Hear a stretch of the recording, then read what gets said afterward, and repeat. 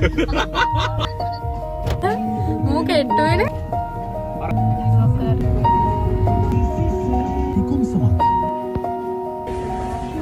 Chill lagi.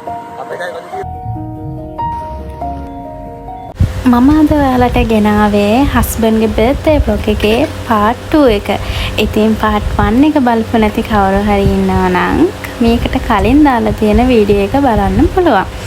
ඉතින් මං රැඩ් surprise එකෙන් පස්සේ අපි නිදියලා ආපහු උදේ පාන්දර නැගිටලා එයාගේ බර්ත්ඩේ එක නිසා මම උදෙන්ම කිරිබත් හදලා ලුණු මිරිසක් හැදුවා.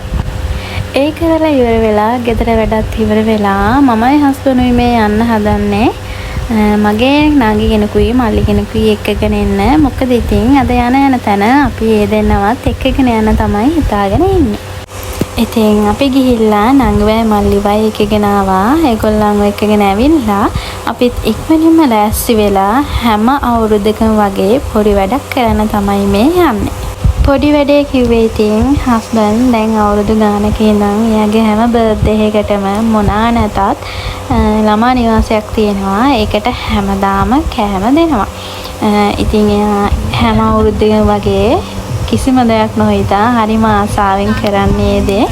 ඉතින් මේ අවුරුද්දෙත් වෙනද වගේම අපි මේ ඒකට ලෑස්ති වෙනවා. දැන් ඉතින් අපි කෑමත් තරම් ළමා නිවාසයට යන්න තමයි මේ හදන්නේ. අරන් එන්න. මතරන් දෙන්නේ අත්පත් දැන් දැනගනි ශාලොන් පැවිදින්න පුළුවන් කියලා. මතරන් දෙන්නේ නම්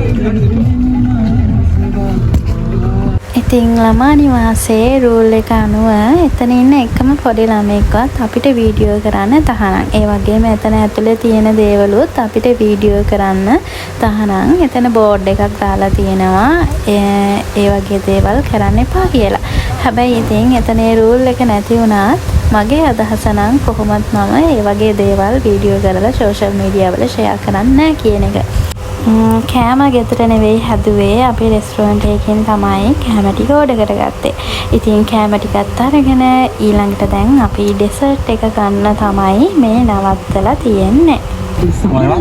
නෑ වල දින කාමත් යනවා. ඔයා දන්නවා දොෂි 20 වැඩ බඩ අපේ සෙට් එක උපදිනවා. 20 වෙනිදා වැඩ පටන් ගන්න සෙට් එක මාන මාසයක් අරන් එන්න. හරිද?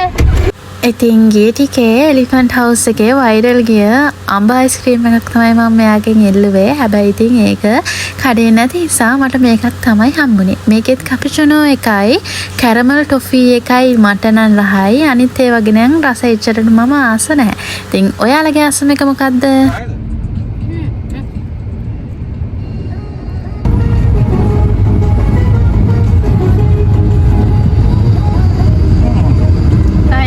කොෆි එක තරන්නේ.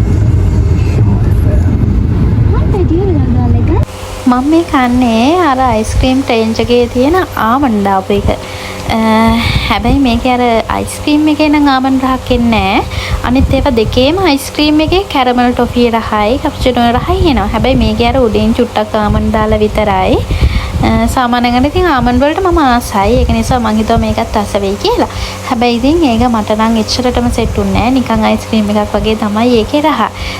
ඉතින් ඔයාලා ඒ රේන්ජ් එකේ න අයිස්ක්‍රීම් වලින් මොකටද වැඩියෙන්ම කැමති? මම නම් වැඩියෙන්ම කැමති කැපිචිනෝ එකට, දෙවෙනියට කැරමල් ටොෆී එකට. අනිත් ඒවා නම් මට එච්චරටම සෙට් වෙන්නේ නැහැ. මම දන්නවා මං කලින් ඇවිල්ලා තියෙනවා. හරි දැන් ඉතින් අපි ඔන්න කෑම දෙන තැනට ආවා. ඉතින් එතන වීඩියෝස් ඔච්චර තමයි. මොකද මං කිව්වා වගේ එයාලගේ රුල්ස් අනුව අපිට මම එතනින් එහාට මොකුත් වීඩියෝ කරේ නැහැ. ඉතින් එතන වීඩියෝස් ඔච්චර තමයි තියෙන්නේ.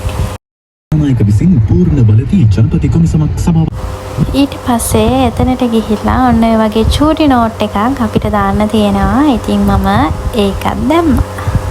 අපේ වැඩේ ඉවර වෙලා දැන් අපි මේ ගෙදර යන ගමන් තමයි එන්නේ. ඉතින් හවස මං හස්බන්ඩ් චූටි පාටි එකක් ලෑස්ති කරලා තිබ්බා. ඒක මම මේ වෙනකම්ම හංගගෙන තමයි හිටියේ. හැබැයි ඉතින් දැන් මට කියන්න උනා ඇයි කිව්වොත් මට බඩු ගන්න යන්න විදිහක් නැහැ. මගේ ලයිසන් එක එක්ස්පයර් වෙලා. ඉතින් යන දේවාල එක මට මෙයත් එක්ක තමයි යන්න වෙන්නේ. මං ඉතින් කමක් නැහනේ කියලා ඔක්කොම පැත්තකින් තියලා එයත් එක්කම එයාට කියලා බඩු ටික ගන්න ගියා. හැබැයි මේ වෙනකනොත් තාම එයා නොදන්න ප්‍රයිස් එකක් තියෙනවා. කමක් නෑ ඒක තියෙනවනේ කියලා හිතලා හිත හදාගෙන මම හවසට ඕන බඩු ටික ගන්න එයා එක්කම ආවා. හැබැයි ඉතින් ඒ සර්ප්‍රයිස් එක නම් ඔයාලට බලන්න වෙන්නේ ඊළඟ vlog එකේ. අයි කිව්වොත් එක දිගට දැම්මොත් ඔයාලට කම්මැලි හිතෙන නිසා මම චුට්ට තමයි දාන්නේ. ඉතින් ඒක ඒ ටිකත් පැය භාගයකට වැඩිය වගේ තියෙන නිසා මම හිතුවා ඒ vlog එකත් වෙනමම ගේනවා කියලා ගොඩක් පොඩි කරලා. ඊට පස්සේ ඉතින් අපි ගෙදර එන ගමන් තව පාටි එකක් තිබ්බ ඒකටත් ගිහිල්ලා දැන් මේ ගෙදර යන ගමන් තමයි ඉන්නේ.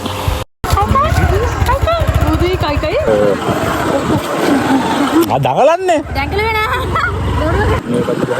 අර කඩි ගහේ කට්ටිය බෙදා ගන්නවා මම සබ්බන හොරින්න අපේ කයි කඩි తీරවනේ. ඉතින් අන්න ඒ වගේ යාගේ පරණ කතා අහන ගමන් අපි ගෙදර ඇවිල්ලා ආයෙමත් කීල්ස් එකට ගියා ඉතුරු බඩු ටික ගන්න. ඉතින් එන ගමන් අපේ පැත්තේ තියෙනවා මෙන්න මේ වගේ චූටි ෆුඩ් හට් එකක්. ඒකෙන් ඕන කෑම ටිකත් අරගෙන අපි ගෙදර ආවා. ඉතින් ඇත්තට මම හිතාගෙන හිටියේ අවශ්‍ය ස්නැක් ටික මගේ අතින් ගෙදරදිම හදනවා කියලා. හැබැයි ඉතින් උදේ වැඩේ ඊට පස්සේ අපිට පාටි එකකුත් තිබ්බා දවල්. ඒ වැඩ ටික ඉවර වෙනකොට දැන් වෙලාව හවස 4ත් පහු වෙලා. ඉතින් ඒක නිසා මට ඔක්කොම ස්නැක් ටික කඩෙන් තමයි ගන්න උනේ. මොකද වෙලාව මදි නිසා. හැබැයි මම ප්ලෑන් කරන් හිටියේ එහෙමනම් නෙවෙයි.